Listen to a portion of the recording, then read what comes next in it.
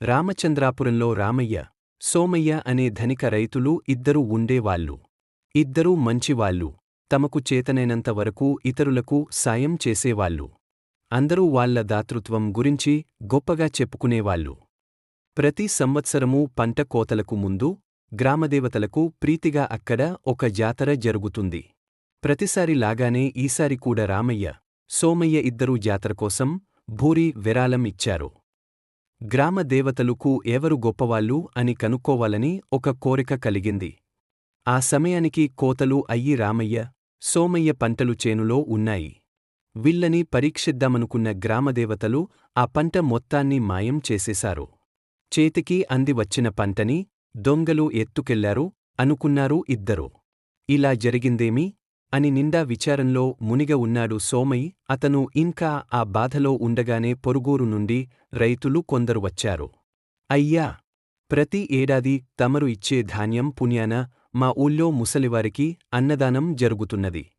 ఈసరి తమరి పంట చేతి అందలేదని తెలిసింది. ఈ కార్యక్రమం మరి ఎలా జరపాలో తెలియకుండా ఉంది అని బాధ వ్యక్తం చేశారు. సోమయ్య తన అసక్తతని చెబుతూ ఈసారికి కుదరదు. అన్నీ అనుకూలిస్తే వచ్చే ఏడాది ఏమైనా సాయం చేస్తాను అని చెప్పేశాడు వాళ్లకు. వాళ్ళు నిరాశగా బయటికి వచ్చి సాయాన్ని అపేక్షిస్తూ రామయ్య ఇంటికి పోయారు.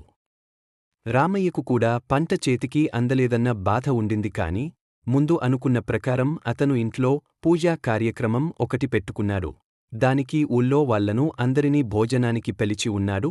ఆ సమయంలో వీళ్ళు వచ్చి సాయం అడిగితే అన్ని ఖర్చుల్లో ఇది ఒక ఖర్చు. కానివ్వండి, ఎలాగో ఒకలాగా మీకు 5 నెలలకు సరిపడా ధన్యం ఇస్తను. రబీ పంటలోంచి మిగతాది చూద్దాం. ముందైతే మీరంతా భోజనం చేసి వెళ్ళండి అన్నాడతను. ఇంట్లో వాళ్ళు ఆ సరికే సైగలు చేస్తున్నారు, ఇంకా వంట పూర్తవలేదు అని. దానిదేముంది, ఏముంటే అది పెట్టండి అంటూ దేవుడికోసం ప్రత్యేకంగా చేసిన వంటకాలను తెప్పించి వాళ్లకు పెట్టి తృప్తిగా సాగనంపాడు రామయ్య. ఆ తర్వాత గ్రామదేవతలే మారువేషంలో వచ్చి, రామయ్య, దేవుడికి చేసిన వంటలు తెచ్చి ఎవరికో పెట్టేశావే, దేవుడంటే అంత తిరస్కారం అయితే ఎలాగా అన్నారు. అయ్యో, తిరస్కారం ఏమీ లేదు. వాళ్ళని చూస్తే పాపం ఆకలిమీద ఉన్నారని తెలుస్తూనే ఉంది.